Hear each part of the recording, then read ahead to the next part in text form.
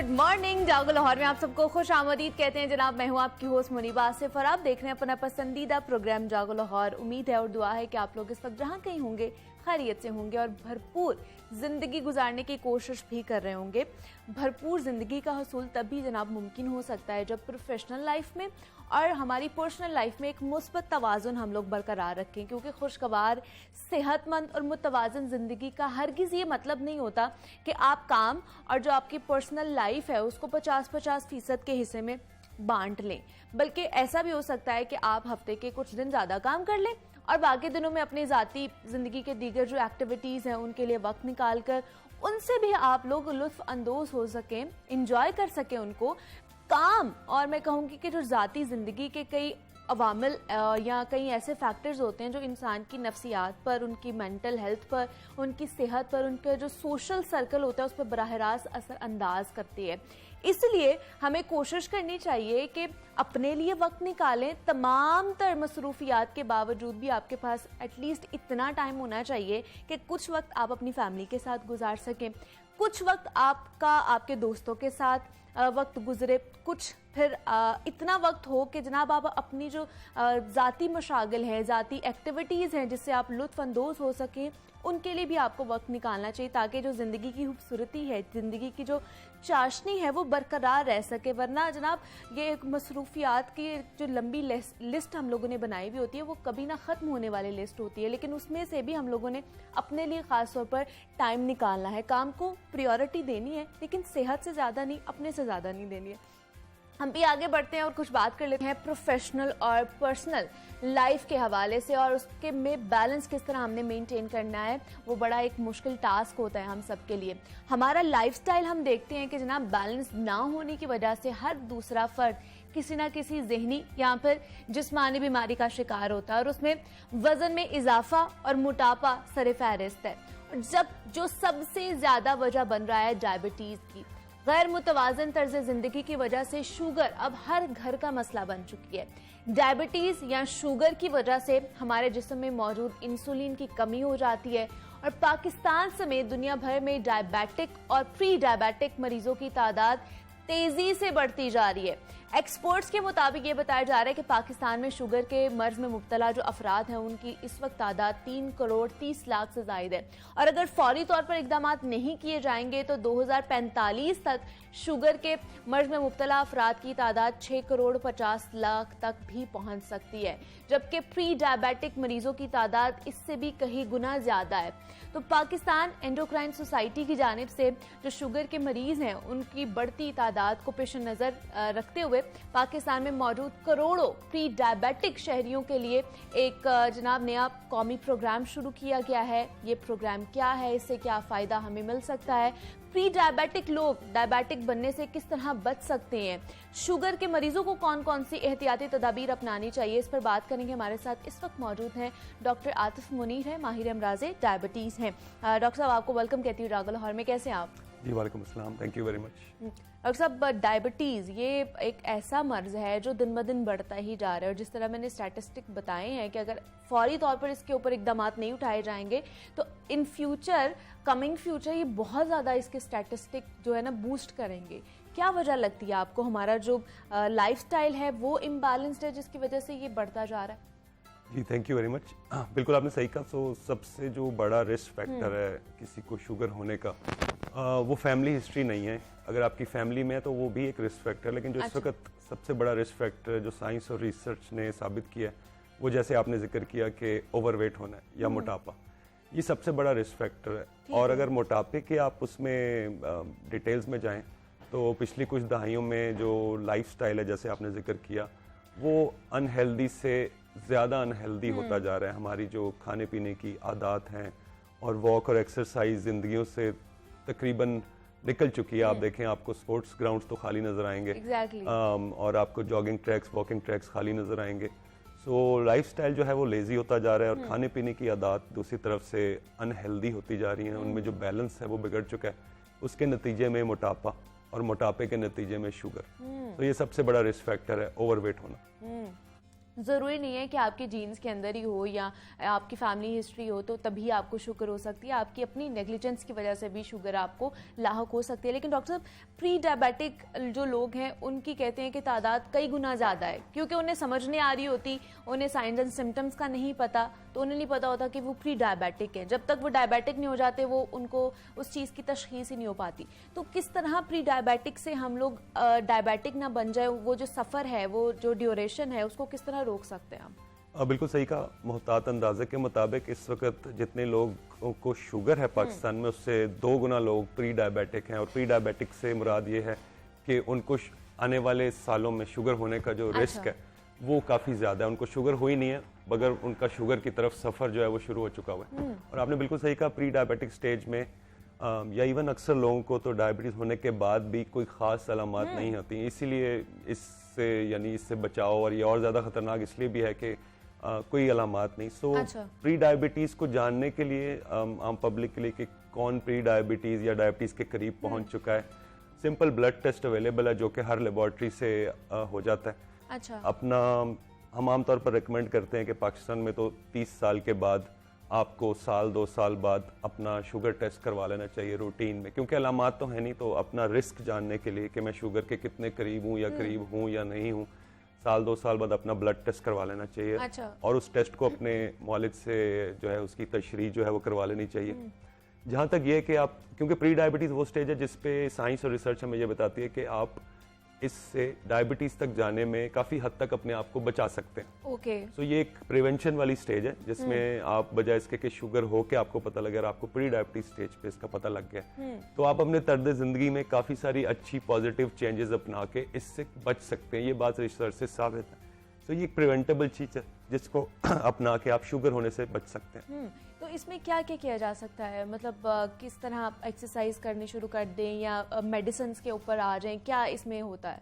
देखिए, pre diabetes की stage में मेडिसिन का रोल काफ़ी लिमिटेड है, ज़रूर बड़ा लिमिटेड है, लेकिन प्री डायबिटीज़ में साइंस और रिसर्च ने साबित किया वो एक अच्छी हेल्दी तर्ज ज़िंदगी का रोल बहुत ज़्यादा है शुगर से बचाने में भी, और जिनको शुगर हो चुकी है उनको शुगर को कंट्रोल करने में भी। इसमें तो 2-3 मेन चीज़ें हैं, वो वही बेसिक असूल हैं जो हम सबको, चाहे प्री डायबिटीज़ है या नहीं है, सबको अपनाने चाहिए। एक तो कि जो वज़न है उसको एक ख़ास एतदाल के अंदर मेंटेन किया जाए। उसको एक ख़ास हद से बढ़ने ना दिया जाए। किसका वज़न कितना होना चाहिए वो आपकी उम्र, आपके कद के हिसाब से डिपेंड करता है। और इंटरनेट पे वो कैलकुलेटर्स अवेलेबल हैं जिस पे आप अपनी हाइट और अपना वज़न डाल के ये कैलकुलेट कर सकता है हर बंदा कि उसका वज़न यानी सेहत और साइंसी एतबार से कितना होना चाहिए। उससे उस बंदे को एक टारगेट मिल जाता है वो अचीव करने के लिए। अब उसके लिए ज़ाहिर है 2 जो मेन चीज़ें हैं, वो एक वॉक या एक्सरसाइज है और एक सेहतमंद खाना पीना। सो खाने में ये कि अपनी मिकदार को देखा जाए, कौन क्या खा रहा है, कितना खा रहा है, पोर्शन साइजेस को कंट्रोल किया जाए, बदपरहेज़ी से इज्तनाब किया जाए, और कोई ना कोई फिजिकल एक्टिविटी, चाहे वो वॉक हो, चाहे वो जॉगिंग हो, कोई स्पोर्ट्स एक्टिविटी हो। सो इस तरह से एक बैलेंस रखा जाए ताकि वो वेट मेंटेन किया जाए जो एक हेल्दी बॉडी वेट है, और इस तरह से आप डायबिटीज़ को कंट्रोल कर सकते हैं, या अगर प्री डायबिटीज़ में तो डायबिटीज़ में जाने से अपने आप को बचा सकते हैं। लेकिन डॉक्टर साहब, क्या ये स्ट्रेस लेवल की वजह से भी डायबिटीज़ हो सकती है? इस तरफ आप जा सकते हैं? देखिए, स्ट्रेस लेवल का आपने अच्छा जिक्र किया क्योंकि ऑब्वियसली आजकल बहुत कॉमन है। साइंस और रिसर्च ये कहती है कि स्ट्रेस, अभी तक की जो रिसर्च है कि स्ट्रेस से डायबिटीज होने का जो रिस्क है वो इतना ज़्यादा नहीं है, इतना ज़्यादा अभी लिंक साबित नहीं हुआ। थोड़ा बहुत लिंक ज़रूर है, लेकिन डायबिटीज़ का जो मेन लिंक है वो ओवरवेट होने से, वो लिंक बहुत स्ट्रांगली साबित है रिसर्च से। स्ट्रेस का रोल है लेकिन थोड़ा है।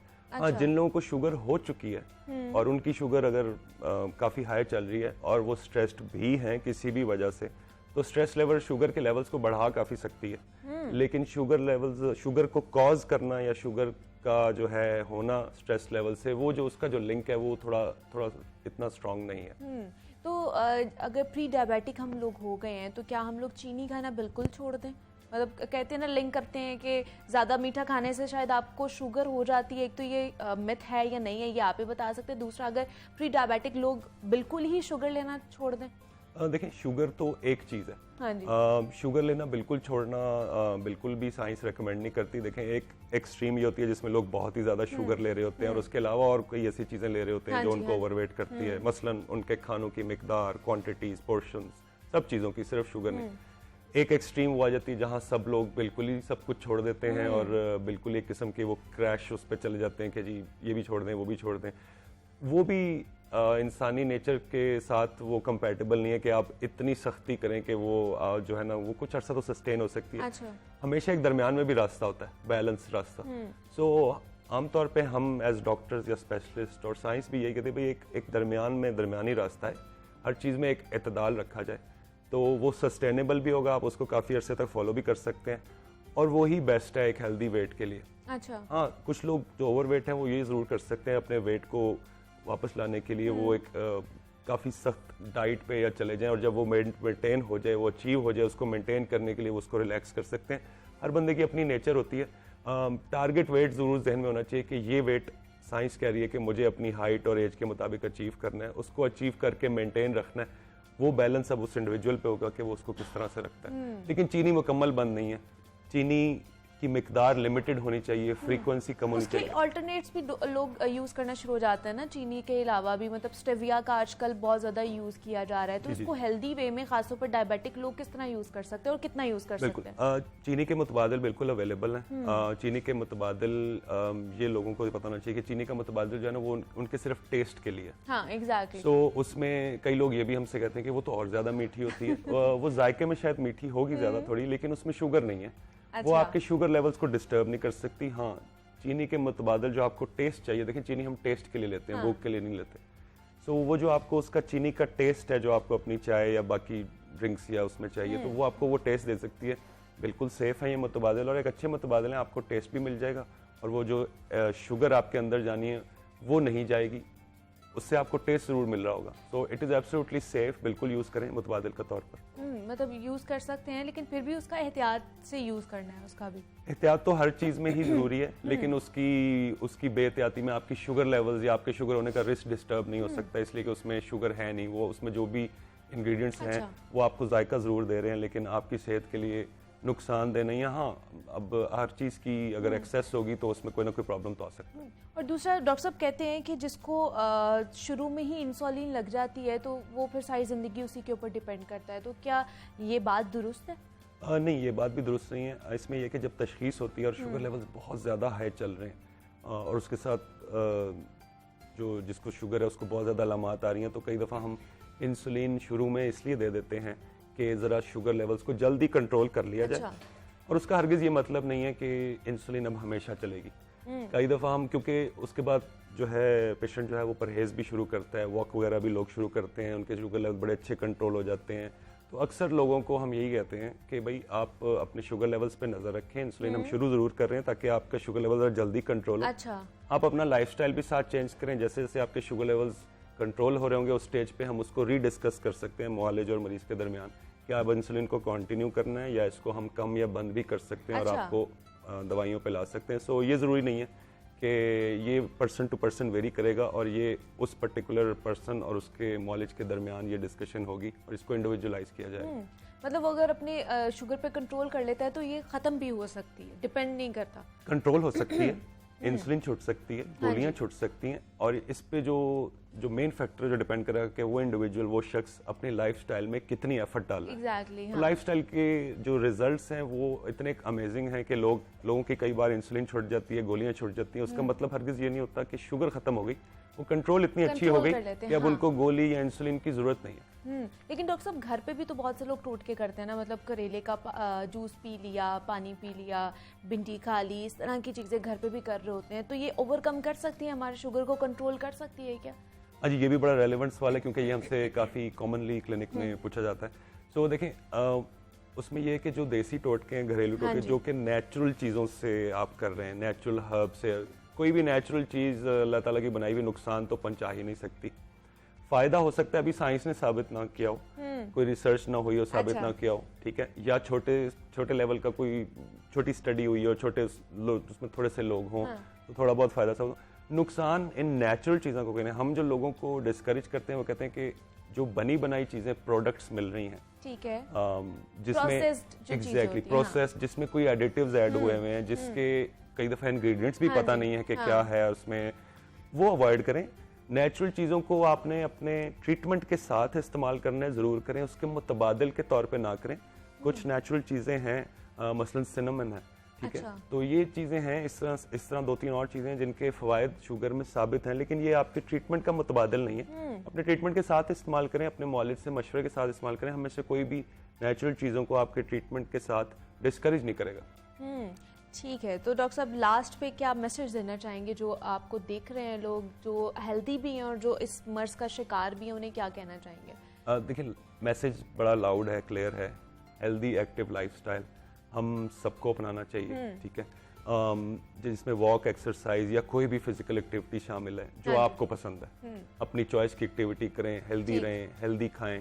और एंड पे एक हदीस का कोट करना चाहूँगा कि हजूर सल्लल्लाहु अलैहि वसल्लम की हदीस है कि हमें खाना सिर्फ जिंदा रहने के लिए खाना चाहिए, और जब आप खाना खाएं तो ये भी उसी हदीस का हिस्सा है कि अपने पेट को समझे कि 3 हिस्सों में तकसीम करें, एक खाने के लिए, एक पीने के लिए और एक सांस लेने के लिए। सो अगर इसी को, मुसलमान मुल्क है, इसी को थोड़ा सा प्रिंसिपल असूल बना लिया जाए तो हर इंडिविजुअल के लिए अपनी ज़ाती ज़िंदगी में यही काफ़ी है। बिल्कुल ऐसे ही है। डॉक्टर आतिफ मुनीर साहब हमारे साथ मौजूद है। डॉक्टर साहब, बहुत शुक्रिया आपके वक्त का कि आप यहाँ पर आए। डायबिटीज़ स्पेशलिस्ट थे और हम बात करते डायबिटीज़ से किस तरह छुटकारा हासिल किया जा सकता है, प्री डायबिटिक लोगों को क्या क्या एहतियाती तदाबीर अपनाने की ज़रूरत है। यहाँ पे एक छोटी सी ब्रेक लेंगे, मिलते हैं इस ब्रेक के बाद।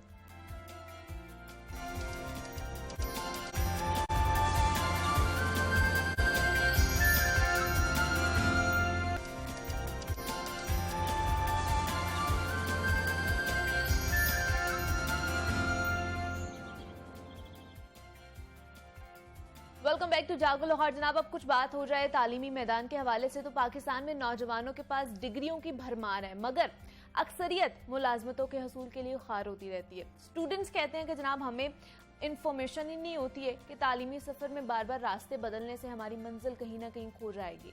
लाहौर बोर्ड की जानिब से मैट्रिक के नताइज 31 अगस्त को ऐलान करने का फैसला सामने आया, और मैट्रिक वो पहली डिग्री होती है जो किसी भी नौजवान के मुस्तकबिल का तयन करती है। और हमारे यहाँ करियर काउंसलिंग का रुझान ना होने के बायस बेशतर नौजवानों को उनकी मर्जी के खिलाफ जबरदस्ती FSC में दाखिला करवा दिया जाता है उनका। और एक्सपर्ट्स का यहाँ पर ये कहना है कि बच्चों की दिलचस्पी के बरक्स उन पर मर्जी थोपने के जो रिजल्ट्स बहुत ही खतरनाक निकलते हैं।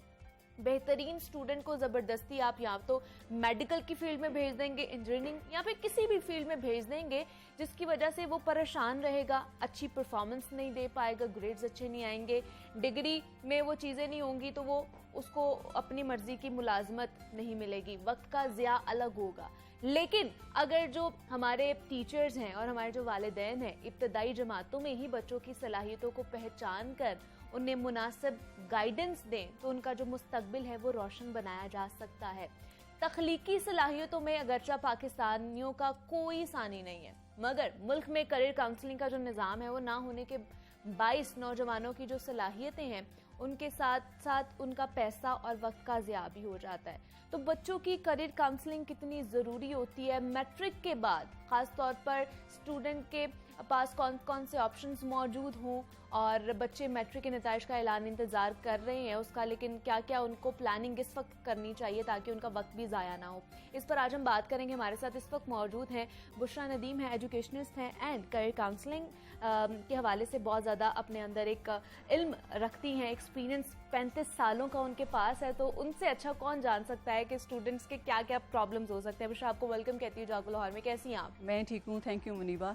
और आज का जो आपका टॉपिक आपने सिलेक्ट किया है ये बहुत सेंसिटिव है और बहुत ही इम्पॉर्टेंट है, और ये वक्त की ज़रूरत है, और ना सिर्फ आज के वक्त की ज़रूरत है बल्कि साला साल जब से मैं इस प्रोफेशन के अंदर हूँ, जब से मैं हर साल जब एडमिशन्स का टाइम आता है तो उस वक्त हम यही सोचते हैं कि ये जो करियर काउंसलिंग है ये कितनी इंपॉर्टेंट है, कितनी ज़रूरी है, क्योंकि हम उस वक्त एडमिशन के टाइम देख रहे होते हैं पेरेंट्स को, बच्चों को एंग्जाइटी, सिर्फ कंफ्यूज नहीं होते बल्कि एंग्जाइटी, पैनिक और ये सारा कुछ हो रहा होता है। समझ नहीं आ रहा होता किस तरफ जाएं, किधर मेरिट पूरा आ रहा है, किस तरफ हमें एडमिशन मिलेगा, किधर नहीं मिलेगा। तो ये एक ऐसा टॉपिक है कि जिसको वाकई डिस्कस किया जाना चाहिए। तो ये जो सारी करियर काउंसलिंग है ये कब से शुरू हो जानी चाहिए? मतलब ये जो हम लोग उस टाइम जाके कंफ्यूज हो रहे होते हैं, नर्वस हो रहे होते हैं, बच्चे हो या फिर पेरेंट्स हो, ये अगर मैट्रिक के हमारे नताइज का हम लोग रिजल्ट का इंतजार कर रहे हैं तो कितनी देर बाद हमें काउंसलिंग लेनी शुरू कर देनी चाहिए? एक्चुअली मुनीबा, इस पे तो वैसे तो मैं आपके पहले सवाल का जवाब दूंगी कि कब होनी चाहिए, जो हमारा प्रेजेंट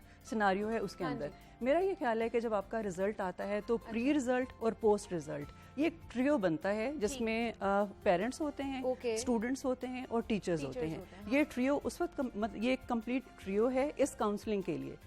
जब जैसे बच्चे के एग्जाम्स हो जाते हैं तो उस वक्त भी पेरेंट्स को चाहिए कि वो बच्चे को लेके टीचर के पास बैठें और वो डिस्कस करें उसके सारे टीचर्स के साथ कि ये किन किन सब्जेक्ट्स में अच्छा है, कहाँ इसकी मेहनत ज़्यादा है, कहाँ पे कंपेटेबिलिटी ज़्यादा है, कहाँ पे एक्सेल ज़्यादा कर रहा है, ताकि हम उस फील्ड को चूज़ करें और वहाँ आगे लेके जाएं।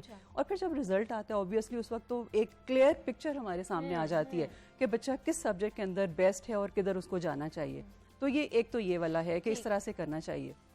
लेकिन मुनीबा, मेरा ये ख्याल है कि ये चीज़ जो है करियर काउंसलिंग, इसके लिए हमें जब बच्चा अपने अर्ली इयर्स में होता है, जैसे क्लास 3 में, क्लास 4 में, क्लास 5 में, मेरा ख्याल है कि ये प्राइमरी एजुकेशन के साथ ये चीज़ शुरू हो जानी चाहिए। अच्छा। टीचर्स को बहुत पैशनेट होना चाहिए इसके लिए। वो ये नहीं कि वो ड्यूटी कर रहे हैं कि आए पढ़ाए और चले गए। उनको तवज्जो देना है, उनको एक एक इंडिविजुअल के बारे में सोचना है कि ये बच्चे जो हैं ये किस चीज़ के अंदर बेहतर हैं, ये किस में एक्सेल कर सकते हैं। अगर एक बच्चा आर्ट्स में अच्छा है तो उसकी आर्ट्स को लेके चलें, एक बच्चा स्पोर्ट्स में अच्छा है तो उसको स्पोर्ट्स में लेके चलें, उसको ज़्यादा टाइम उधर उसको लगाएं और उधर उसकी ट्रेनिंग हो।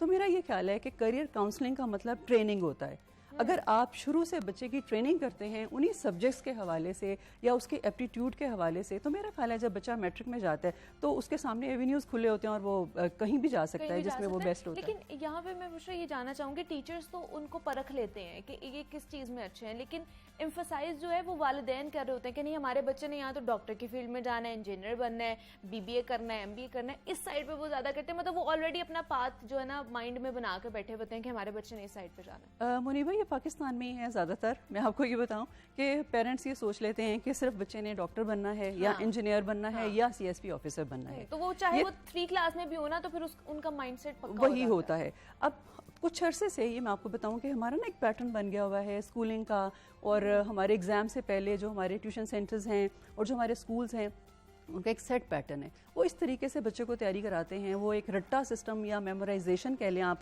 वो MCQs की या उन चीज़ों की कराते हैं कि बच्चा, आपने देखा पिछले कुछ सालों से 1100 आउट ऑफ 1100, मतलब चंद मार्क्स का फ़र्क होता है, 5 कम आ गए, 10 कम आ गए, 15 कम आ गए, 2 कम आ गए, 3 कम आ गए, बच्चे इतने मार्क्स ले रहे हैं। वो सिर्फ उस सिस्टम की वजह से ले रहे हैं जो कि उन्होंने अडॉप्ट किया हुआ है आजकल, ये स्कूल्स ने और ट्यूशन सेंटर्स ने अडॉप्ट किया हुआ है, उसकी वजह से ले रहे हैं। अब वो बच्चे जब मार्क्स इतने सारे लेके जब FSC के अंदर जाते हैं, ऑब्वियसली फिर एक कंपटीशन शुरू हो जाता है एडमिशन का कि मेडिसिन में जाना है, प्री मेडिकल में जाना है या प्री इंजीनियरिंग में जाना है, तो दोनों में से किसी में एडमिशन मिल जाता है। जब बच्चे वहाँ पे अपना करियर शुरू करते हैं, अपनी एजुकेशन शुरू करते हैं वहाँ पे, जब या प्री मेडिकल के अंदर या प्री इंजीनियरिंग के अंदर, तो वहाँ एकदम से उनको एक सेटबैक मिलता है, स्टडीज़ हायर हो जाती हैं, वो जो एक सिस्टम मैट्रिक वाला था वो एडवांस हो जाता है, वो प्रोग्रेस कर जाता है, वो उसके साथ समटाइम्स कोप नहीं कर पाते और फिर वहाँ से उनकी डिसइल्यूजनमेंट शुरू होती है कि ये क्या था, पीछे तो हमने बड़ा इजीली पास कर लिया था, अब मुश्किल हो रहा है हमारे लिए।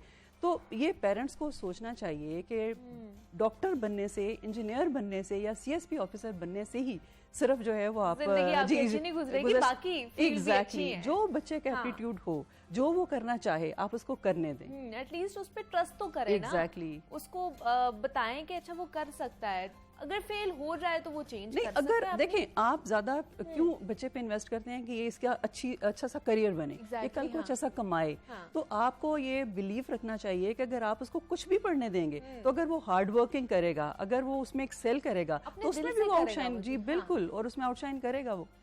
लेकिन अगर बात की जाए ना स्टूडेंट्स के हवाले से, तो आपके पास भी बहुत सी ऐसी शिकायत आती होंगी बुशरा के स्टूडेंट्स कहते हैं हम लोग जो अपने स्कूल कॉलेजेस और यूनिवर्सिटी में जो हम लोग पढ़ते हैं, हम जब अपनी ज़ाती ज़िंदगी यहाँ पे जब हम लोग मार्केट में जाते हैं तो उस तरह का हमें कुछ नहीं मिलता, वो बिल्कुल ऑपोजिट होता है प्रोफेशनल लाइफ में। तो ये भी बड़ी शिकायत आती है जी बिल्कुल, ये तो बिल्कुल ऐसा। आप डिग्री जब 4 इयर्स की ले लेते हैं, आप बैचलर्स कर लेते हैं, ठीक है, वो 16 इयर्स की एजुकेशन है आजकल, जब डिग्री ले लेते हैं, डिग्री लेने के बाद आपकी फर्स्ट क्लास डिग्री है, लेकिन जब लेने के बाद मार्केट में जाते हैं तो आपको पता ही नहीं होता करना क्या है, और फिर से आपकी लर्निंग शुरू होती है प्रैक्टिकल वर्क से। तो इसीलिए मैं सबसे पहले मैंने इसी बात पे जोर डाला था कि ट्रेनिंग्स होनी चाहिए साथ साथ। स्किल्स सिखानी चाहिए साथ साथ बच्चों को।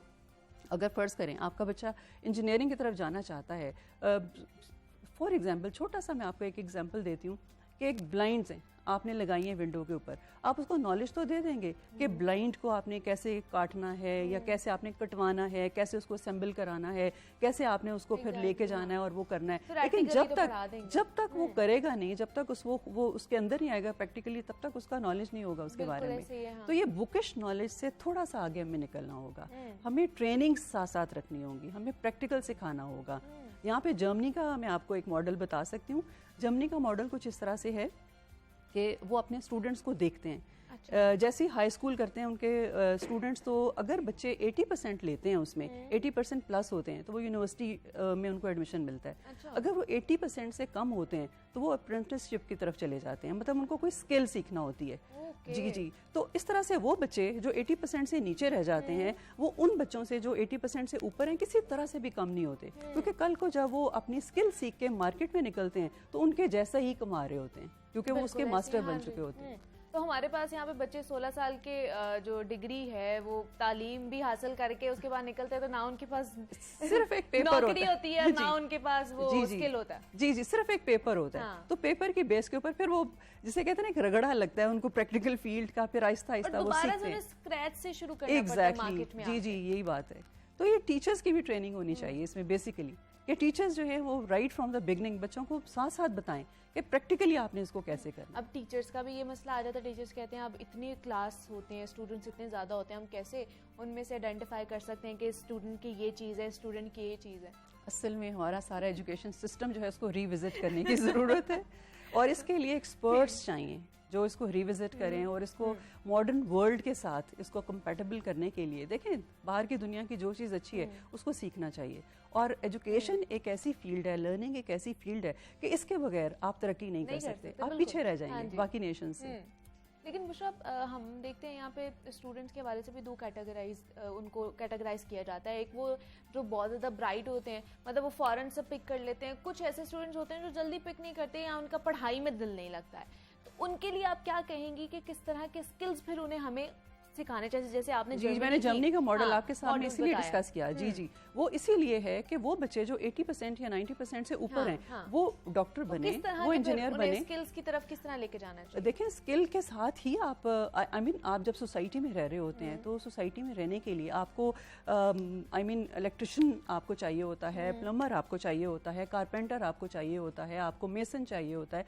पूरी सोसाइटी को एक बिल्डअप करने के लिए आपको पूरा एक वर्क जिसे कहते हैं ना टीम, चीज की डिग्रीज होती है ना, पढ़ाया जाता है। यहाँ पे वो लोग कहते हैं इसकी डिग्रियां नहीं हमें चाहिए, इसके बारे में ट्रेनिंग नहीं चाहिए। एक्चुअली ये भी तो माइंडसेट है, ये थोड़ा सा हमें ट्रेंड चेंज करने की जरूरत है। हमें उनको भी रिस्पेक्ट देना है, ऊपर उठा के लेके आना है, उनकी ड्यू वेजेस उनको देना है। मतलब ये टोटल मैंने आपको कहा ना कि रिविजिट, ये रिविजिट जब आप करेंगे तो फिर ये चीज़ों को आप और तरह से करेंगे, किसी को शेम ना लगे कि मैं क्या इलेक्ट्रिशियन का कोर्स कर रहा हूँ तो ये क्या, ये तो छोटी चीज़ है। ये छोटी चीज़ नहीं होती, ये बहुत बड़ी स्किल है अगर आपको आती है। आप ये देखें कि बाहर की वर्ल्ड में अगर एक बच्चा साइकिल खरीद के लाता है तो वो साइकिल उसने घर लाके खुद से असेंबल करना होती है। हमारे बच्चे या हमारी बच्चियां, वो तो एक चाय का कप बना लेना बड़ी बात है। एक लड़का जो है स्पेशली चाय का कप बनाना, एक अंडा बॉईल कर लेना, चले बच्ची तो कर लेगी, लेकिन लड़के के लिए तो यही मुश्किल हो जाती है। तो ये सारी चीज़ें जो हैं कि हमें एक टोटल जिसे कहते हैं ना अपना स्टेटस, अपना एक माइंडसेट चेंज करने की ज़रूरत है। हमें लड़कों, हम इक्वालिटी की बात करते हैं कि लड़के और लड़कियां इक्वल हैं, तो फिर लड़कियों को साइकिल भी असेंबल करनी आनी चाहिए, और लड़कों को जब वो घर एक किचन कैबिनेट आए तो उनको वो फिक्स करना आता हो। ये नहीं कि आप उसके लिए कारपेंटर ढूंढें, ये नहीं कि साइकिल असेंबल करना है तो आप अब्बा जान को ढूंढें या भाई को ढूंढें कि कोई घर में आएगा तो ये असेंबल करके देगा। खैर यहाँ तो असेंबल की भी मिल जाती है, लेकिन मैं उन कंट्रीज की बात कर रही हूँ कि जहाँ पे असेंबल एग्जैक्टली, तो वो ट्रेनिंग है, दैट्स पार्ट ऑफ ट्रेनिंग, और वो राइट फ्रॉम द बिगनिंग बच्चे को वो ट्रेनिंग दी जाती है कि आपने ये सारा कुछ करना है, और ये सेल्फ सफिशिएंट होना है, इसको ये कहते हैं कि आप अपने अंदर पूरी एक दुनिया है, आप सब कुछ खुद कर सकते हैं। तो जब आप ये कॉन्फिडेंस देंगे, ये वाला नॉलेज देंगे, ये ट्रेनिंग देंगे, तो आप सोचेंगे कि पाकिस्तान कहाँ पर जाएगा। पहुंचेगा। जी, स्किल बेस्ड एजुकेशन हमारी होनी चाहिए, सिर्फ खाली एजुकेशन पर जी, हमें जी। जो है ना वो नहीं इन्फोसाइज करना चाहिए। अच्छा, दूसरा बुशरा, हम देखते हैं कि आजकल आपने भी देखा फ्रीलांसर्स बहुत ज़्यादा हमारे बच्चे उस साइड पर जा रहे हैं, नौजवान नस्ल खास तौर पर। तो इस तरह की जो स्किल्स हैं, इस तरह की जो चीज़ें हैं, उसमें किस तरह पता चलेगा कि हमारे बच्चों में ये बिल्ड इन है या फिर इसको डेवलप करने की जरूरत है? असल में यहाँ पे भी हमने ये देखा है मुनीबा के बच्चों ने खुद ही से अपने आप को संभाला है। ये भी बच्चों है। ने खुद ही, आजकल इंटरनेट का दौर है, सोशल मीडिया है, बच्चों ने उससे सीखा बहुत है। हमारी जो यंग जनरेशन है उसने उससे सीखा बहुत है। उन्होंने देखा फलां फ्रेंड ये कर रही है, फलां कजन ये कर रहा है, या फलां जगह ये हो रहा है, या ऑनलाइन लोग ये काम कर रहे हैं, वाई कांट वी। तो वो फिर बच्चे उसमें आगे बढ़ते हैं और फिर वो अपनी सलाहियतों को उस तरह से दिखाते हैं।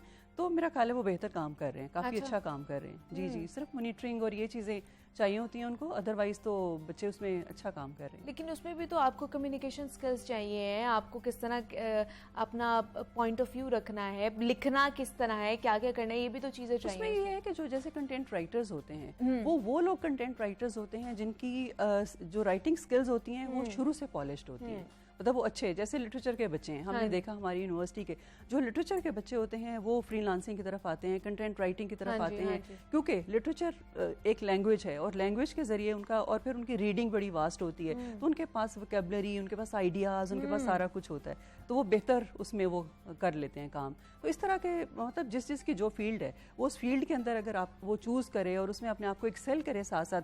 अभी आपने देखा कि कम्युनिकेशन के लिए भी, कम्युनिकेशन स्किल्स के लिए भी ऑनलाइन बड़े कोर्सेज हैं, बड़ा कुछ इस तरह से है जिसको आप लर्निंग जिसकी कर सकते हैं और फिर उसके बाद आगे बढ़ सकते हैं। लेकिन इसके लिए भी ये कोई 4 दिन का या ओवरनाइट का काम नहीं होता। इसके लिए भी आपकी एक बेस होना बहुत ज़रूरी है, और वो बेस जब भी होती है, जैसे मैंने कहा, लिटरेचर के बच्चे हैं, लैंग्वेज के बच्चे हैं, अदब पढ़ने वाले बच्चे हैं, जो शायरी करते हैं, जो लिखते हैं, वो बच्चे बड़े अच्छे कंटेंट राइटर्स होते हैं और वो ये काम बड़ी इजीली कर लेते हैं। और अगर उनकी तालीमी हिस्ट्री देखी जाए तो वो इसी चीज को लेकर जी जी, इसी चीज को लेकर चल रहे होते हैं, और वो अच्छा, उनका जो तालीमी रिकॉर्ड होता है वो भी अच्छा होता है इस लिहाज से। लेकिन अब जैसे मैं बात करी थी कि बच्चों को ये भी नहीं बताया जाता, और वो ये कहते हैं कि हमें जब तालीमी सफ़र में हम लोग अपनी जो अगर हमें ये डिग्री अच्छी नहीं लगी, हम उसको आधे में छोड़ के कोई और डिग्री करना शुरू कर देते हैं, फिर वो समझ नहीं आई कोई और डिग्री, तो इस तरह भी शफल करते रहते हैं अपने आप को, तो वो कहीं पहुंच नहीं सकते। मुनीबा, यही एक्चुअली प्रॉब्लम जो है ना करियर काउंसलिंग के पीछे ना होने के पीछे, वो यही है।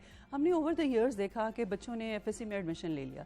अब एफएससी में उतने मार्क्स नहीं आए, क्योंकि एफएससी में आप एडमिशन तब लेते हैं प्री मेडिकल में कि आपने डॉक्टर बनना है। ऑब्वियसली जब आपके प्री मेडिकल में अच्छे मार्क्स नहीं आए तो फिर आपने उसको स्विच करना है, आपने कहीं और जाना है। तो हमने देखा बच्चों ने एफएससी करने के बाद लिटरेचर पढ़ रहे हैं। अब ये देखिए, यहाँ पे ये अलमिया शुरू हो जाता है कि जब आप अनडिसाइडेड होते हैं, अनइंटरेस्टेड होते हैं, पहले आपने कुछ और पढ़ा, फिर उसके बाद आप दूसरी फील्ड की तरफ चल पड़े, तो उसमें फिर आप एक्सेल नहीं कर पाते, आप प्रोफेशनलिज्म नहीं आपके अंदर आता, आपके अंदर परफेक्शन नहीं आती, और आपके अंदर वो कॉन्फिडेंस नहीं आता जो कि वो बच्चे के अंदर, जिसको राइट फ्रॉम द बिगनिंग आप लेके चल रहे होते हैं और उसके करियर के एंड तक आप पहुंचाते हैं। उस बच्चे में आप देखें ज्यादा कॉन्फिडेंस होगा, उसको ज्यादा नॉलेज होगा, उसको फील्ड के ऊपर पूरा अबूर हासिल होगा। ऐसे बच्चों की निस्बत जो कि दरमियान में शफल करते रहते हैं, तो ये प्रॉब्लम है। तो इसको किस तरह ठीक किया जा सकता है? फिर स्टूडेंट के साथ साथ उनके वालिदैन की भी काउंसलिंग होनी चाहिए। जी बिल्कुल, ये तो मैंने शुरू में कहा एक ट्रियो है। ये तीन जब मिलके बैठेंगे, टीचर और पेरेंट्स और बच्चा, स्टूडेंट, जब ये तीनों मिलके बैठेंगे, डिस्कशंस होंगी, कम्युनिकेशन होगी, बच्चा बताएगा, टीचर बताएगा कि ये इसके अंदर स्पेशल चीज़ है और इसको आप लेके चलिए, क्योंकि पेरेंट्स थोड़े से लाइल्म होते हैं, उनको इतना नहीं पता होता, टीचर और स्टूडेंट को आपस में ज़्यादा पता होता है। तो टीचर उनको गाइड करें कि आपके बच्चे के अंदर ये वाली जो कैपेबिलिटी है वो ज़्यादा है, इसको इस तरफ एक्सेल करने दें। चाहे वो कुछ भी हो, म्यूजिक भी हो सकता है, वो आर्ट भी हो सकता है, वो फाइन आर्ट्स भी हो सकता है, वो पॉलिटिक्स भी हो सकती है, कुछ भी हो सकता है। तो वो जरूरी नहीं है कि साइंस सब्जेक्ट्स ही हो, वो आर्ट की तरफ भी जा सकते हैं। जी जी, ओवर द इयर्स ये मेरा ख्याल है पेरेंट्स को सोचना चाहिए, समझना चाहिए कि अब ये मेडिसिन, इंजीनियरिंग और ये इससे निकल आए। हाँ जी, अब और भी बहुत सी ऐसी फील्ड हैं जिसमें आपका बच्चा अच्छे तरीके से एक्सेल कर सकता है, और मेरे ख्याल से ये वो टाइम है, क्योंकि 31 अगस्त को मैट्रिक के रिजल्ट आने, और ये वो टाइम है जिसमें वो काउंसलिंग ले सकते हैं। जी जी। और मुनीबा, मैं आपको यहाँ पे एक और पॉइंट बताऊँ जो शायद पेरेंट्स को नहीं पता हो, वो हम बीइंग टीचर्स जानते हैं। जैसे एक बच्ची है, उसने एफएससी की है और एफएससी में मार्क्स नहीं आए प्री आगे मेडिकल कॉलेज में जाने के, उसने स्विच किया। जब वो हमारे पास आई है, यकीन मानिए कि वो पूरे 4 साल डिप्रेस रहती है। ये स्विच करने का एक ये बहुत बड़ा सेटबैक है कि आप डिप्रेस रहते हैं, डिप्रेस Exactly. रहेंगे तो आप उस तरह अपनी परफॉर्मेंस नहीं दे पाएंगे और फिर आप करियर भी आपका नहीं रहेगा। तो यही मसला होता है कि आप कोई चीज़ समझ नहीं आ रही होती तो काउंसलिंग लेना, करियर काउंसलिंग लेना बहुत ज़्यादा ज़रूरी है। Bushra Nadeem, educationist and career counsellor, हमारे साथ मौजूद थी। बुशरा, बहुत शुक्रिया आपके वक्त का कि आप यहाँ पर आए, बहुत अच्छा लगा आपसे मिलके। और काउंसलिंग की कितनी ज़्यादा ज़रूरत है, किस तरह दी जा सकती है, इस पर हमने बात की। यहाँ पर एक छोटी सी ब्रेक लेते हैं, मिलते हैं इस ब्रेक के बाद।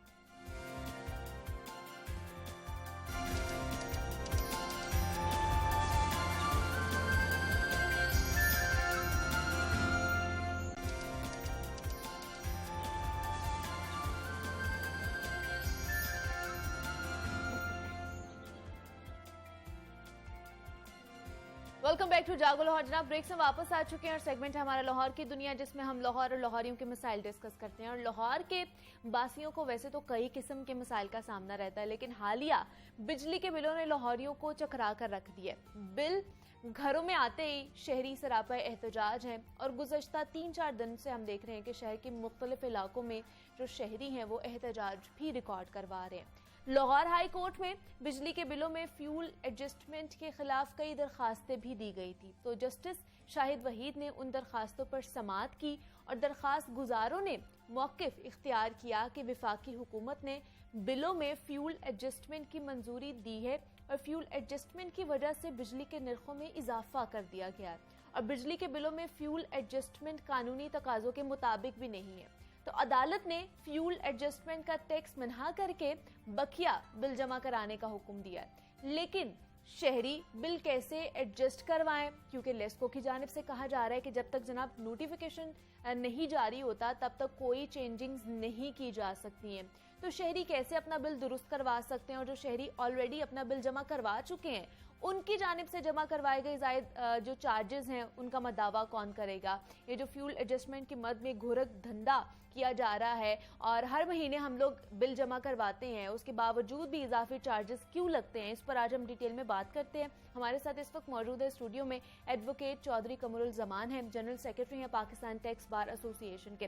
कमर, आपको वेलकम कहती हूँ जागो लाहौर में, कैसे हैं आप? थैंक यू वेरी मच, अल्हम्दुलिल्लाह, बड़ा अल्लाह का शुक्र है। ये जो सबसे पहले तो बताइए, लोग बड़े परेशान हैं, इतनी ज़्यादा बिजली के बिल आते जा रहे हैं, मतलब जो निचला तबका है वो भी परेशान है, अमीर भी इस वक्त परेशान है।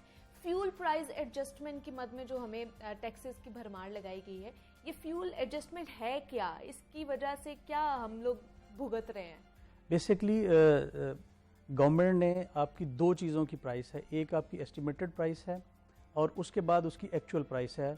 जब हम फ्यूल से और किसी भी कोल से जो अल्टरनेट सोर्स हैं जब बिजली प्रोड्यूस करते हैं तो वहाँ जो कॉस्ट आती है और उसके बाद जो एक्चुअल उसका एक्सपेंस है, इन दोनों के दरमियान जो डिफरेंस है उसको हम फ्यूल प्राइस एडजस्टमेंट कहते हैं। आपकी जो प्राइस की दरमियान का डिफरेंस है उन दोनों का, ये होता क्या है कि 2 माह बाद, यानी जैसे जुलाई का आपको बिल आया, इसमें इलेक्ट्रिसिटी के जितने आपने यूनिट कंज्यूम किए होंगे मई में, उसकी आपको फ्यूल प्राइस एडजस्टमेंट आपको अदा करनी पड़ेगी। अब जो मई का आपका यूनिट था उसके ऊपर गवर्नमेंट ने 9 रुपये 40 पैसे के हिसाब से आपको चार्ज किया है जुलाई के बिल में। इसी तरह जो अगस्त के हमें बिल आएंगे उसके ऊपर जो चार्ज होगा वो जून के बिल का हमारा चार्ज होगा। अच्छा। बेसिकली ये उस वक्त तक हमें बर्दाश्त करना पड़ेगा जब तक हम अल्टरनेट सोर्स पे नहीं जाते। हाइडल एनर्जी है, जैसे आपके पास सोलर है, विंड है, वो हम जो फ्री के सोर्सेज हैं और चीपेस्ट सोर्सेज हैं हम उनको छोड़ के इन फ्यूल बेस्ड जब उस पे चले गए हैं इलेक्ट्रिसिटी पे, तो ये हमारे लिए हमेशा के लिए प्रॉब्लम रहेगा। उसकी वजह ये है कि जो बेसिक आप फ्यूल है आपकी अपनी प्रोडक्ट नहीं है, आप इंपोर्ट करते हैं फ्यूल और उससे आप उसको यूज़ करके कंज्यूम करके। अब जब इंटरनेशनल मार्केट में उसकी प्राइसेस ऊपर जाती हैं और सेकंड जब यहाँ पे डॉलर की प्राइस का डिफरेंस बढ़ा तो आपकी प्राइसेस जो है उसमें बड़ा डिफरेंस आ गया। अच्छा। और अब जो आया, चूँकि इलेक्ट्रिसिटी की कंजम्पशन अप्रैल मई जून जुलाई ये जो मंथ होते हैं इसमें चूँकि आपका इलेक्ट्रिसिटी का कंजम्पशन बढ़ जाती है, तो उस वजह से जब यूनिट्स बढ़े, कंजम्पशन बढ़ी, तो अल्टीमेटली बिल बढ़ गया।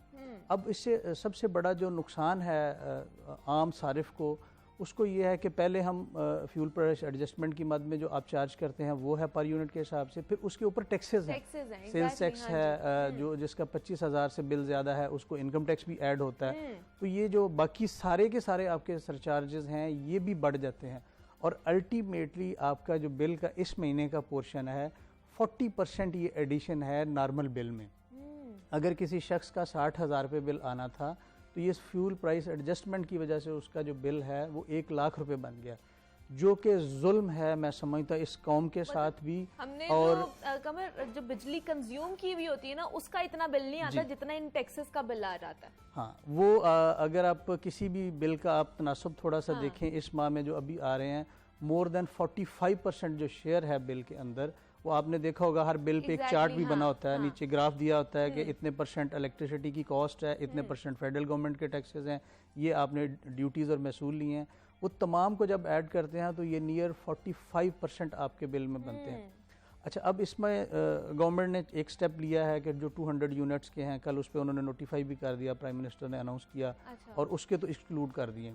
जो इंडस्ट्रियल है उस पे लाहौर हाई कोर्ट ने ये जो नोटिफाई किया है ये हाई कोर्ट के फैसले के बाद किया गया है? नहीं, हाई कोर्ट में जो केसेस हैं वो इंडस्ट्रियल कनेक्शंस के हैं, वहाँ पे बिजनेस से रिलेटेड लोग गए हैं, ये नहीं है, बिजनेस वालों को वहाँ से मेन रिलीफ मिला है। ये जो है ये इनके लिए एक्सक्लूजन हुई है। अब फेडरल गवर्नमेंट जो है वो चूँकि अब पब्लिक का जो प्रेशर है और जो प्रोटेस्ट शुरू हो गए, जगह जगह गिराव जलाओ वाली सिचुएशन आई, उसके बाद वो अब इस पे भी गौर कर रहे हैं। तकरीबन ये इन्होंने 17 मिलियन लोगों को यानी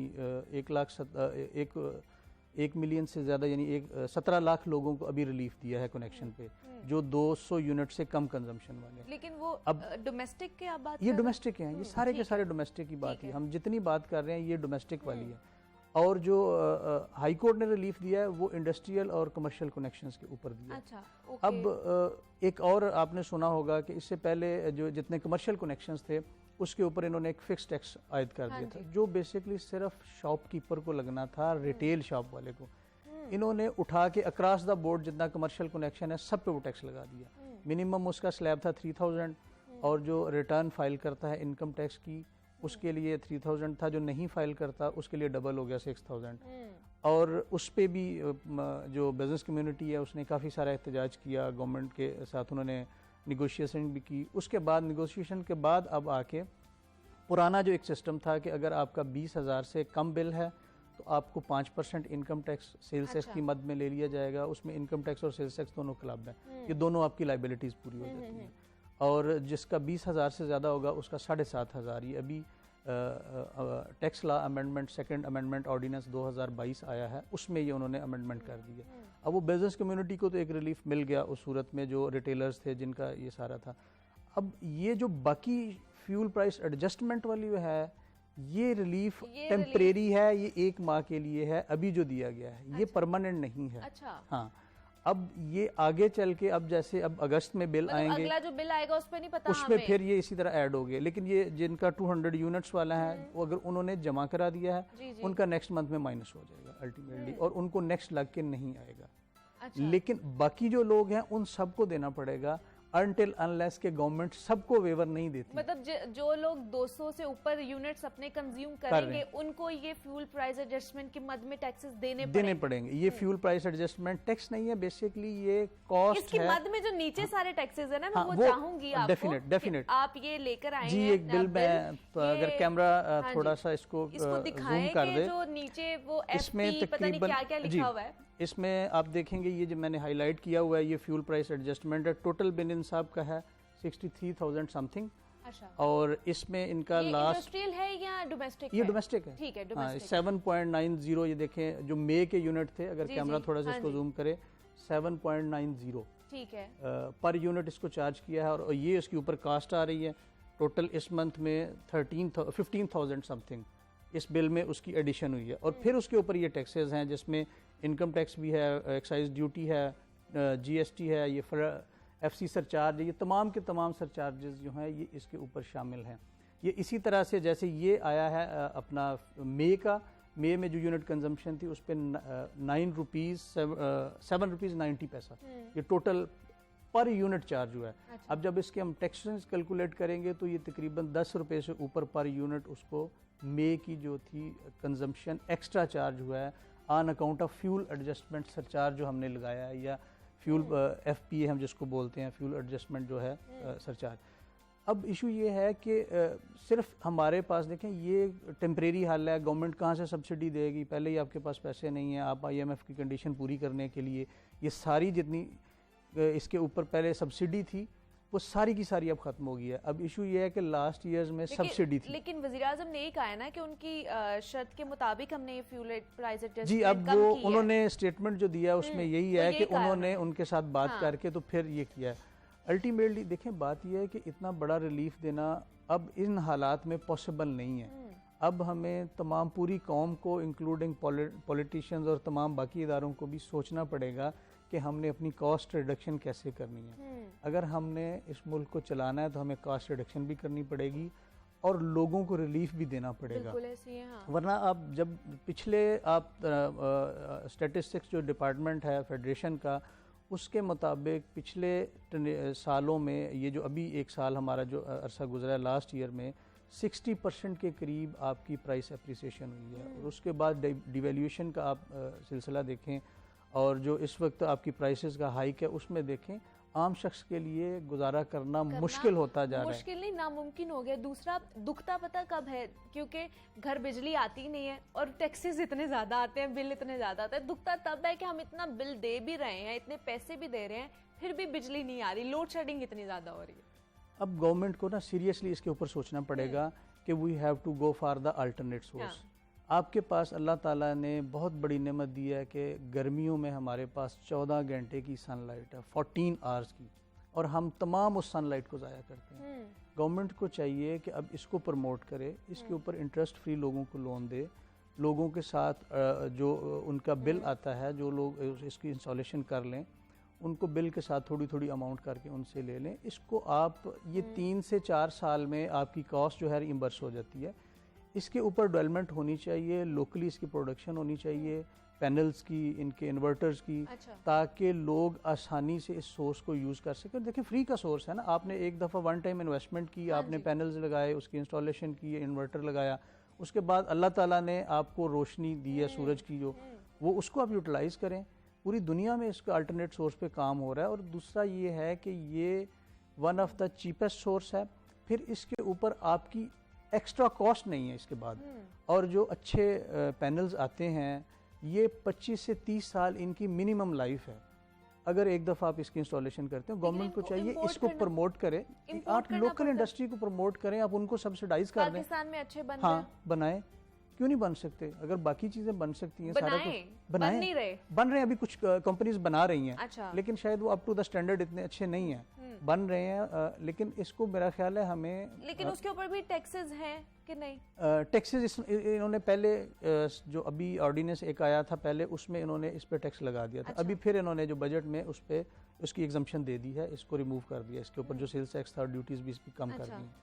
बेसिकली जब आपने एक अपनी जनरल मैसेज के लिए एक प्रोडक्ट बनानी है जो आपकी ज़रूरत है, देखें अगर ये आप करते हैं, इस वक्त 68% के करीब आपका डोमेस्टिक यूज़ है हमारा, और 32% हम इंडस्ट्री और कमर्शियल यूजेज है हमारा इलेक्ट्रिसिटी का।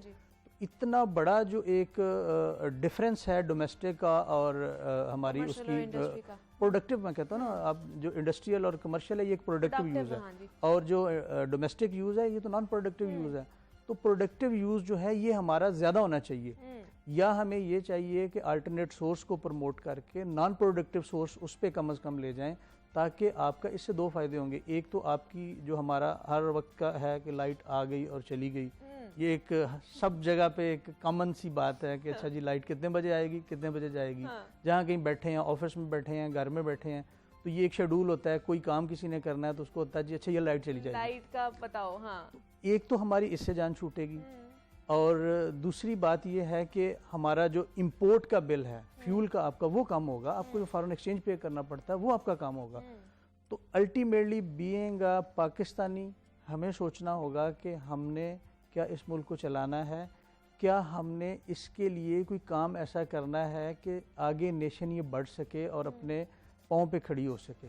तो जब तक ये इन चीज़ों में हमें सेल्फ रियलाइंस नहीं होगी, अल्लाह की नेमतों को ही हम कम अज़ कम शुमार नहीं करेंगे, उसका शुक्रगुजारी नहीं करेंगे, तो मेरा ख्याल है कि फिर मुश्किल है। वरना ये हारमाई लगेगा, हर साल ही हम लगे रहेंगे, जिस तरह पिछले 75 सालों में 3 जनरेशन हमने ज़ाया कर दी, और इसी तरह आज भी हम रो रहे हैं और आगे भी इसी तरह रोते रहेंगे। अब भी वक्त है कि ये समझें कि हम हमारी डायरेक्शन के, अब देखें पूरी दुनिया में जब बारिशें आती हैं, जहाँ जहाँ वेदर की फॉरकास्ट होती है, बारिश ज़्यादा होती है, वहाँ उन्होंने वाटर रिजर्वायर्स और डिफरेंट टाइप की चीज़ें बनाई हैं जो पानी को सेव करते हैं। हमने देखें पूरे मुल्क में अजाब नाजल भी हो गया, आपका बलूचिस्तान, आपका सिंध, लाहौर में शुरू हुआ था आपका जनूबी water tanks, पंजाब, हाँ। आप जनूबी पंजाब आपका देखें इस वक्त ये सारे के सारे जो एरियाज़ हैं ये फ्लड के डूबे साथ हुए। बुरी सिचुएशन है। बिल्कुल ऐसे ही। लोगों के पास ना खाने को है, ना पीने के लिए साफ पानी नहीं है है, उनके छत नहीं है पास। उनके लिए। अब देखें ये पानी हम सेव ही नहीं कहीं कर सकते, ये सारा समुद्र में ज़ाया कर दिया, और ठीक 2 माह बाद आप देखिएगा कि हम पानी के लिए तरस रहे होंगे। फिर हमारे लिए फील्ड के लिए, ज़मीन के लिए, सैराब करने के लिए हमारे पास फिर पानी नहीं होगा। जो वाटर लेवल जितना डाउन जा रहा था वो अल्लाह ने बस ये अजाब भी है, और पता नहीं अल्लाह ताला की बेहतरी है इसमें, क्या अल्लाह की ज़ात बेहतर जानती है। हम मुश्किल से मुश्किल हालात में जाते जा रहे हैं, और हम कहीं ये नहीं सोच रहे कि हमने एक कौम बन के सोचना है। आज भी हम डिवाइडेड हैं, और ये नहीं सोच रहे कि हमने अपने लोगों को, उनके म्यार ज़िंदगी को, उनके लिए किस तरह से बेहतर करना है। जो कॉन्स्टिट्यूशन ने बेसिक आपके राइट दिए हैं, सेहत का, तालीम का, फ्री, हम उनको ही आज तक पूरा नहीं कर सके। हम एग्जैक्टली बुनियादी चीज़ें ही नहीं हम दे सके। जी। दूसरा मुझे कमर बताइएगा कि मज़ीद भी क्या टैक्स बढ़ सकते हैं? अगर जैसे खबरें गर्दिश में है कि पेट्रोल बढ़ेगा, तो क्या इसके टैक्सेस में मज़ीद इजाफा हो सकता है? अब देखें ना, जब फ्यूल की प्राइस बढ़ती है ना, तो तमाम आपकी चीज़ें जो है उसकी कॉस्ट बढ़ जाती है।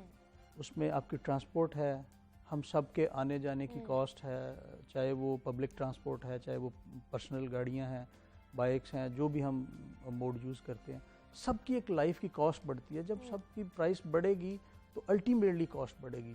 ये फ्यूल प्राइस एडजस्टमेंट फिर बढ़ेगी, ये और बढ़ेगी। अगर पेट्रोल की जी, कीमतों में definite, इजाफा होता है, और definite। 1 सितंबर को सुनने में आया है कि जी शायद बढ़ डेफिनेट ये फिर बढ़ेगी। जाए। और फिर अगले माह मैंने आपको वही कहा ना कि ये कोई हल नहीं है कि एक माह आपने बेवफ कर दिए, अच्छा। अगले माह आपके लिए फिर यही मुश्किल होगी, हम इसी मुश्किल सूरत हाल में होंगे। अब परमानेंट पॉलिसी बनाएं, सर जोड़ के बैठें। ये अपोजिशन के लिए भी और गवर्नमेंट के लिए भी ये काम नहीं है कि इस वक्त हम FIRs करें और इन चीज़ों के हम मुतहम्मल हों, एक दूसरे के गिरेबान पकड़ें। इस वक्त सोचने का वक्त ये है कि आपने इस मुल्क को कैसे बचाना है, कैसे लेके जाना है। और डेफिनेट देखिए ना कि ये लोग बैठेंगे चैन से तो आवाम को बारे में सोचेंगे, जब ये अपनी लड़ाई में रहेंगे तो आवाम का कौन सोचेगा। दूसरा कमर, सुपर टैक्स की बड़ी ज़्यादा बात हो रही थी, उसके वाले से मैं बताइएगा कि ये क्या है?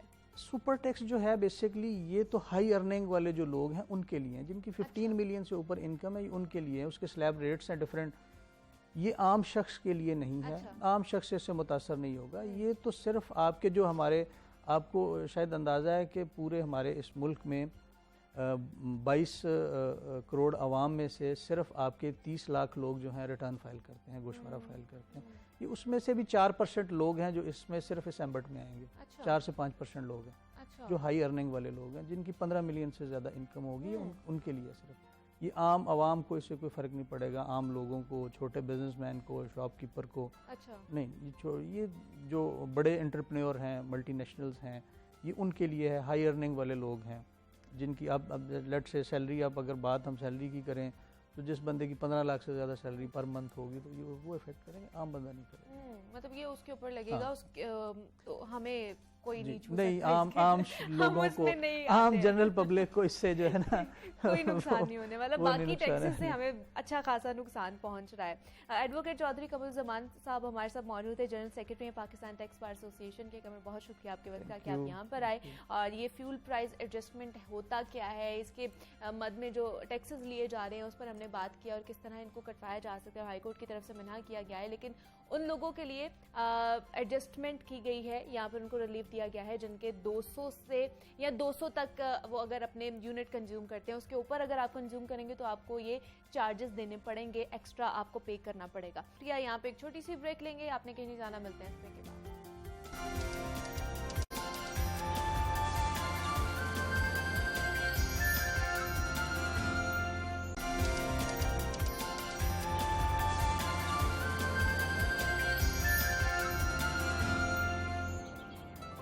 वेलकम बैक टू जागो लाहौर। जनाब ब्रेक से हम वापस आ चुके हैं और अब कुछ बात कर लेते हैं मौसीकी के हवाले से, क्योंकि मौसीकी रूह की ग़िज़ा भी उसको कहा जाता है और मौसीकी के बगैर वैसे ही हर चीज़ अधूरी लगती है।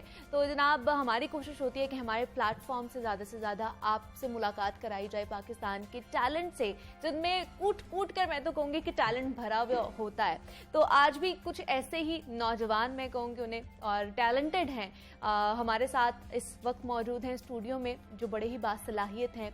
आवाज़ उनकी बड़ी अच्छी है, जो इंस्ट्रूमेंट्स वो बजाते हैं वो बहुत ही उसमें कमाल हासिल है उन लोगों को। तो उनको पहले भी आप हमारे प्लेटफॉर्म पर देख चुके हैं, कमाल की उनकी कोलैबोरेशन है, कमाल की उनकी हर चीज़ है। तो उनसे मुलाकात करवाते हैं। मोहसिन रॉय हमारे साथ मौजूद हैं जो कि सिंगर हैं, सरफराज सलीम तबला नवाज हमारे साथ मौजूद हैं और असद इकबाल हैं जो कि रुबाब प्लेयर हैं। तो मोहसिन आपको भी वेलकम कहती हूँ जागो लाहौर में, सरफराज आपको भी वेलकम कहती हूँ और असद आपको भी वेलकम जागो लाहौर में। कैसे हैं आप दोनों? ठीक ठाक है जी, अल्लाह का बड़ा फजल है अल्हम्दुलिल्लाह। टेंशन में क्यों है? टेंशन में तो नहीं है? जी नॉट एट ऑल। तो कैसा एक्सपीरियंस रहा अभी तक आपका चल रहा है मोहसिन सिंगिंग में और ये सारी चीज़ों में? जी हम ऐसा है कि म्यूज़िक के साथ ना हमारा ज़रा एकेडमिक भी चल रहा है, तो अच्छा। फिलहाल we are trying to balance it. तो लेकिन साथ में जो है रक्से बिस्मिल के नाम से हम एक बैंड कर रहे हैं। हाँ, स्टार्ट कर लिया आप तो लोगों जी ने? अल्हम्दुलिल्लाह स्टार्ट किया हुआ है। चलो, तो अभी that's तो जो है यूनिवर्सिटीज़ में हम कर रहे हैं, तो क्योंकि थोड़ी एकेडमिक्स मसरूफियात होती हैं तो उस वजह से अभी हम प्रॉपर टाइम नहीं दे पा रहे, लेकिन कोशिश कर रहे हैं कि जितना हम कर सकते हैं उतना करें। ठीक है। और सरफराज आपका किस तरह का एक्सपीरियंस चल रहा है? मौसीकी में बस हम मसरूफियात की वजह से ना मौसीकी का ज़रा काम थोड़ा कम जा रहा है, अच्छा, लेकिन कोशिश कर रहे हैं कि इसको साथ साथ लेकर चलें। साथ स्टडी भी जा रही है और तबला भी साथ साथ जा रहा है। That's good. और असद आपका एक्सपीरियंस कैसा चल रहा है? हाँ मैम, जैसे मोहसिन भाई ने कहा कि बस स्टडीज़ के साथ में इसको बैलेंस करने की कोशिश कर रहे हैं, तो काम कर रहे हैं, तो इंशाल्लाह आराम आराम से इम्प्रूवमेंट आ चलिए, जाएगी। That's good. पहले क्या सुनाने वाले हैं आप मोहसिन? जी पहले सॉन्ग है, उसका टाइटल है सावन भी तो जाए पहरवा खमाज, शफकत अहमद अली खान साहब का है। ठीक, तो वो मैं उसके बाद कुछ हमारी अपनी कंपोजिशंस हैं वो मैं चलिए, आपको सुनाऊंगा। स्टार्ट।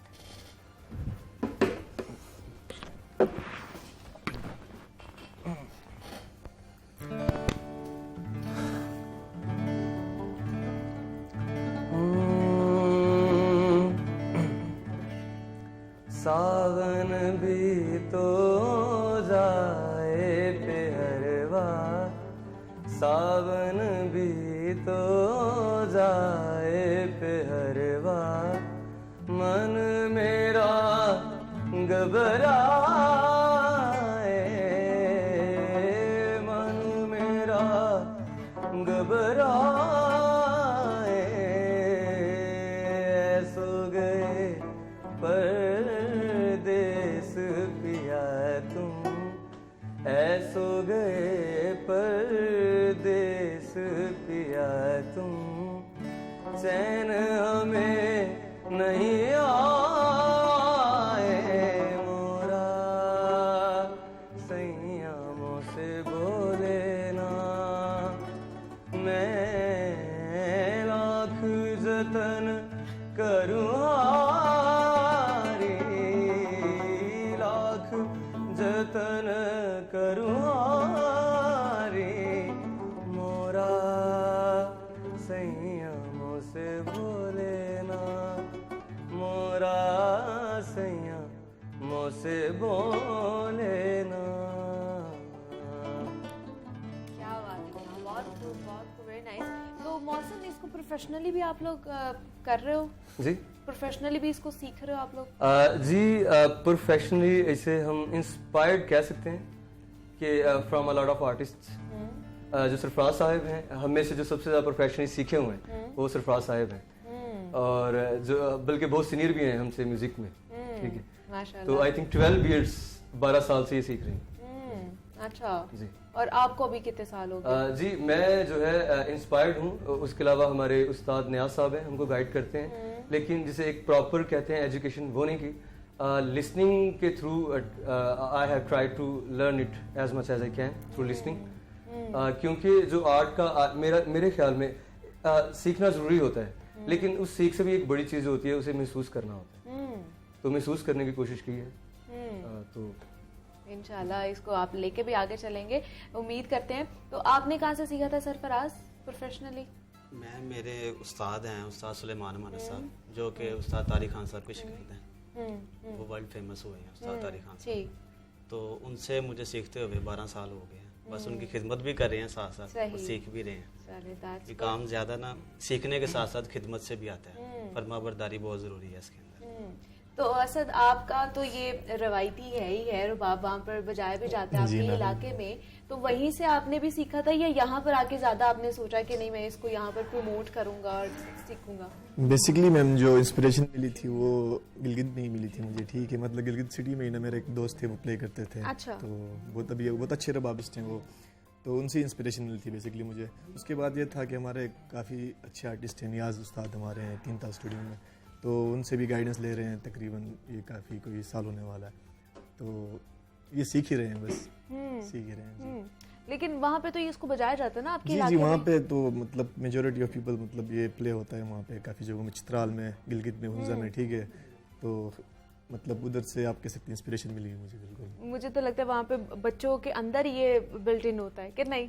मैं उधर के सुन के आप बड़े होते हो ना इस चीज को? बिल्कुल मैम, उधर के लोग मतलब हमारा कल्चर बेसिकली बहुत रिच है ना मैम। तो उधर के ये मौसीकी मतलब आप ये कह सकती हैं कि किसी मतलब हर एक बंदे में से किसी एक बंदे को मतलब ना इसको मतलब एक इंस्ट्रूमेंट प्ले करना आता है, चाहे फ्लूट हो, रबाब हो। हाँ, तो मौसीकी से उनका काफ़ी मतलब करीबी रिश्ता है। कंपल्सरी कहते हैं। जी जी जी बिल्कुल बिल्कुल। क्या बात है। तो आपका भी मौसम यही है कि आपने भी गिटार बजाना यहीं पे सीखा या पहले इसमें इंटरेस्ट था? जी ये इंटरेस्ट तो बहुत पहले से था, लेकिन सीखा बाद में। अच्छा। ठीक है जी, पहले सिर्फ वोकल्स करता था। तो पहले दरअसल बचपन से स्कूल जाने की से भी जो पहले की एज होती है, तो स्केचिंग करता था। तो आर्ट जो है उसका सोर्स तो एक ही है, उसी की ऑफशूट्स है ना, स्केचिंग, डांस और मौसीकी, सिंगिंग। तो फिर स्कूल में कुछ जो है मोटिवेशन थी टीचर्स की, उस्ताज़ा की। अच्छा। तो वहाँ से बस आगे लेकर इसे चला हूँ मैं। तो सरफराज हमने सुना है आप बड़े डिफरेंट तरीके से भी तबले बजाते हैं, और हमें थोड़ा सा तबला बजा के भी दिखाइए फिर। जी जी ज़रूर बजाएंगे। मैं आपके सामने ना पाकिस्तान के 4 सूबे हैं, ठीक है। उन सूबों में ना मौसीकी तो एक ही है, म्यूज़िक, ठीक है। लेकिन जैसे जैसे हम जाते हैं मुख्तलिफ सूबों में जाते हैं ना, तो म्यूज़िक का स्टाइल फ़र्क होता है, लेकिन म्यूज़िक एक ही रहता है। उन सूबों के कुछ मैं ना आपको ज़रा पेश करके दिखाऊंगा। 4 बीट है कैरवा, उसके मुख्तलिफ स्टाइल में बजा। ठीक। अभी ये है, सबसे पहले पंजाब का स्टाइल है। ठीक है।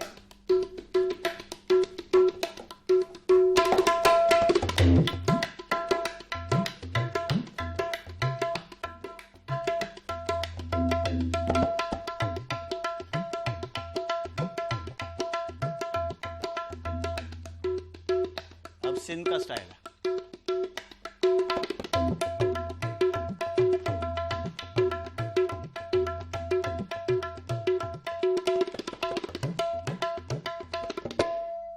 आगे आपके सामने मैं पेश करूंगा बलोचिस्तान का ठीक है।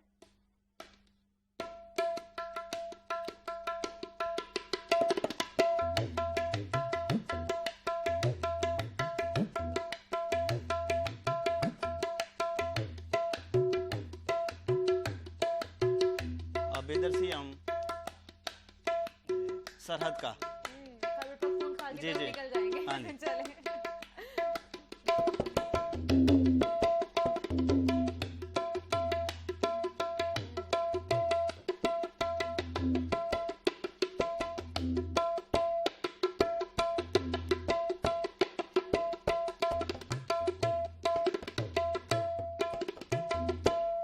क्या बात है जनाब, बहुत खूब, वेरी नाइस। नेक्स्ट मोहसिन आपसे कुछ सुनना चाहेंगे, क्या सुनाएंगे? जी नेक्स्ट एक कंपोजिशन है जो खुद लिखी हुई है। अच्छा। और उसका है मैं बेअक्ला। मैं बेअखलाक। जी मैं बेअक्ला। अकला, अच्छा ठीक है। बेअक्ला पंजाबी में बोलते हैं ना हमारे, जिसमें अकल ना हो। तो ये लिखा था कोई आज से 8-9 साल पहले। आपने खुद लिखा था? जी जी बिल्कुल। अच्छा। तब इंटर का स्टूडेंट था मैं। ठीक है। तो इसकी जो फिलॉसफी ये है कि हमारी सोसाइटी में जो ज़्यादातर टीनेजर्स होते हैं उनको घर की तरबियत भी अगर अच्छी हो और स्कूल से जो तरबियत मिलती है कि बेटा हमेशा सच बोलना है, तो उसके बाद जो वो एक प्रैक्टिकल लाइफ में उतरते हैं तो उन्हें पता चलता है कि the truth doesn't work any more in the real life. तो उनको पता चलता है कि प्रैक्टिकलिटी कुछ और है। तो जो वो अपनी वैल्यूज़ के साथ जो है फिट इन नहीं हो पाते, तो उनको ना एक फील होना शुरू हो जाता है कि शायद हम में कोई फॉल्ट है। तो वहाँ कहते हैं कि मैं बेअकला, कि जो पढ़िया मैं उस्तादां कोलों, उस सच ਨੂੰ ਸਭ ਨੇ ਝੂਠਾ ਕੀਤਾ, ਇਨਸਾਨਾਂ ਵਿੱਚ ਵੀ ਇਨਸਾਨ ਨਾ ਲੱਭਦੇ, ਲੱਭਦਾ ਫਿਰਾਂ ਮੈਂ ਇਨਸਾਨ ਫਰਿਸ਼ਤਾ, ਮੈਂ ਬੇਅਕਲਾ ਸਾਰੇ ਸ਼ਹਿਨशाह तेरे शहर दे, मैं बेअकला एक खोटा सिक्का, मैं बेअकला। तो ये इस पे और ये मोहसिन भाई की अपनी कंपोजिशन है और शायरी भी है। चले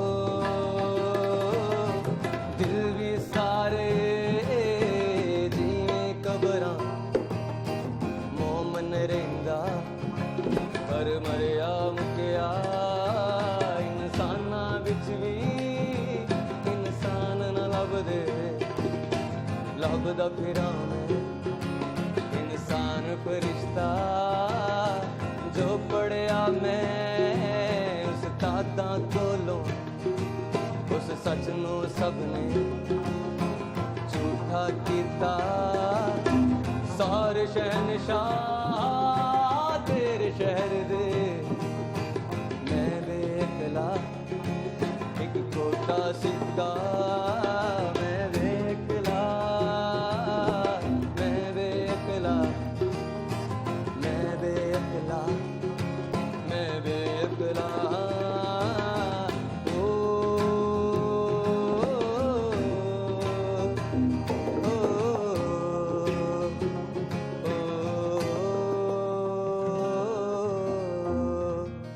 सारे शहनशाह तेरे शहर दे, मैं बेअकला एक खोटा सिक्का, मैं बेअकला, मैं बेअकला, मैं बेअकला, मैं बेअकला।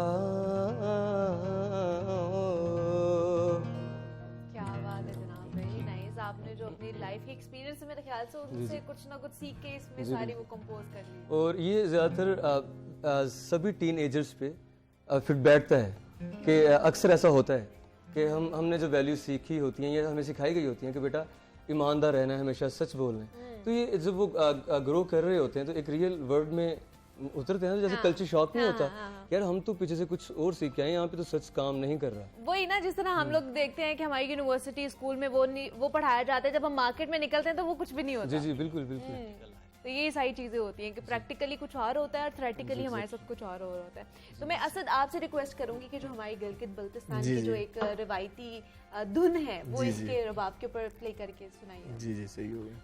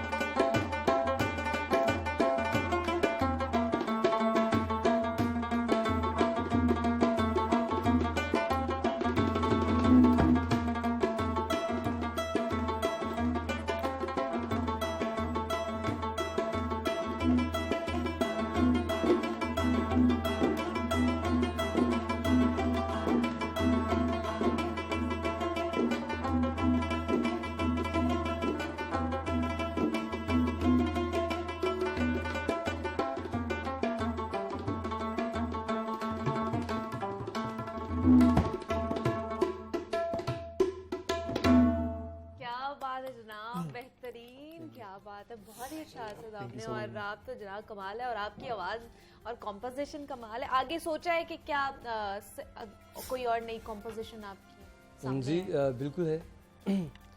एक जो कंपोजिशन है वो ये है कि मुल्ला मुल्ला सारे लोग की, ये भी आपकी जी अपनी जी है? मुल्ला अच्छा। मुल्ला सारे लोग की।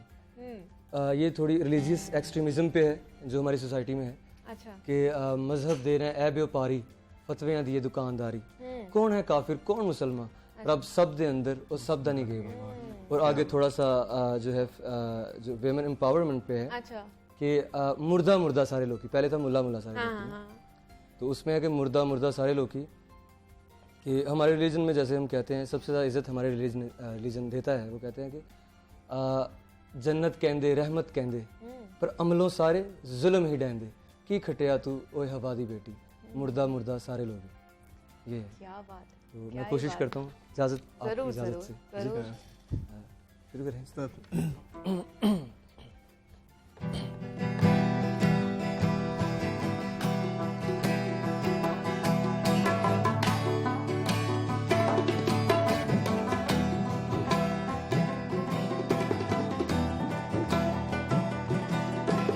मुल्ला मुल्ला मुल्ला मुल्ला मुल्ला मुल्ला मुल्ला मुल्ला सारे लोग की, मुल्ला मुल्ला मुल्ला मुल्ला मुल्ला मुल्ला मुल्ला मुल्ला सारे लोग की, मजहब देने व्यापारी फतवियां दिए दुकानदारी,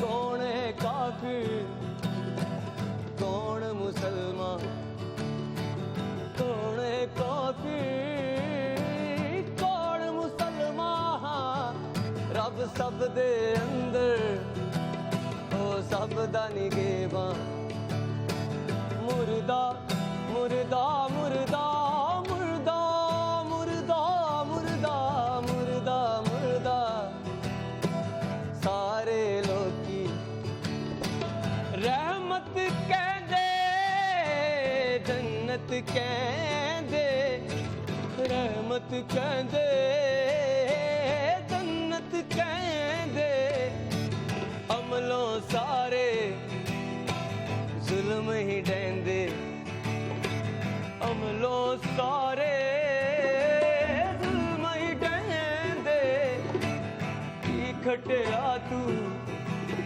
ओए हवा दी बेटी, मुर्दा मुर्दा मुर्दा मुर्दा मुर्दा मुर्दा मुर्दा मुर्दा सारे लोग की, मुर्दा मुर्दा सारे लोग की।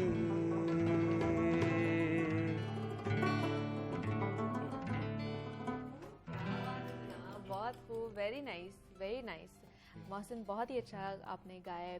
तो मोहसिन आपसे मैं ये जानना चाहूँगी, न्यू यंगस्टर्स आ रहे हैं इस इंडस्ट्री में, सिंगिंग की तरफ बहुत ज़्यादा उनका फोकस है, लेकिन आपको लगता है उनको प्लेटफॉर्म या उन्हें अपॉर्चुनिटीज़ दी जाती हैं इस फील्ड में? या उन्हें खुद अच्छा बनानी जी, पड़ी? दरअसल अगर हमारे यहाँ पे देखा जाए तो हमारे यहाँ पे तो वाकई प्लेटफॉर्म नहीं है अच्छा। हमारे यहाँ पे क्योंकि मामलात कुछ ऐसे हैं कि आर्ट वहीं पे फ्लोरिश करती है जहाँ पे एजुकेशन होती है, और जो जिन तहजीबों में एजुकेशन है वहाँ पे आर्ट बड़ी ग्रो कर रही है। आप देखें कि सारी आर्ट का फ्लो उसी साइड से है जहाँ से साइंस आ रही है। हाँ, बिल्कुल है। तो साइंस और आर्ट का फ्लो तो तभी होता है और ये तभी फ्लोरिश करती है जब पूरी तहजीब बनती है। तो अगर हम खुद हम एक्चुअली ऐसा नहीं है कि कोई प्लेटफॉर्म 1-2 दिन में बनाएंगे और सब बेहतर हो जाएगा, ये एक वक्त लगेगा। ये इसे हम बोल सकते हैं एवोल्यूशन हो रही है। ये एक ऐसी चीज़ है कि फौरन रेवोल्यूशन से आएगी नहीं। तो अल्लाह खैर करे, we should hope for the good things. तो बाकी देखें, फिलहाल तो अभी यही है कि कुछ बेहतर होगा। चले, अच्छे की उम्मीद रखना चाहिए और इंशाल्लाह अच्छा ही होगा। मोहसिन, सरफराज और असद हमारे साथ मौजूद थे, आप तीनों का बहुत शुक्रिया। लेकिन जाते जाते एक और ट्रैक आपसे हमने सुनना है और उम्मीद करते हैं जनाब कि आज का शो आपको पसंद आया होगा। जाते जाते एक और ट्रैक इनसे सुनते जाइए। मोहसिन, अच्छा, ये जो है मैं बिस्मिल, रक्से बिस्मिल के नाम से, चूँकि हमारा बैंड भी है तो ये सॉन्ग भी है मैं बिस्मिल के मैं तड़प रहा हूँ और मैं तड़प क्यों रहा हूँ, तो ये उस पे है। और हमने जो कोशिश की है कि जितने भी ट्रैक्स बनाएं तो उनमें थोड़ी सी हम अगर विजडम कन्वे कर सकें, क्योंकि without wisdom art is mayor an entertainment, यानी कि तमाशा ही है, मदारी है। तो जब तक आप इस मदारी के थ्रू कोई अच्छा मैसेज कन्वे नहीं कर सकते तब तक you can call it a pure art. तो वही कोशिश की है इसमें भी।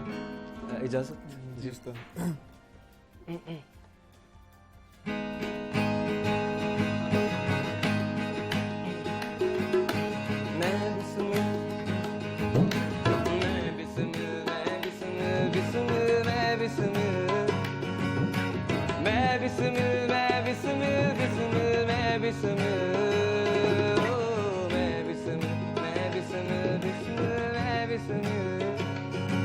टूटी सड़कें, कच्ची गलियां, डाकुए वानों में सहमे बच्चे, भूखे लड़के, शैतान हरामों में।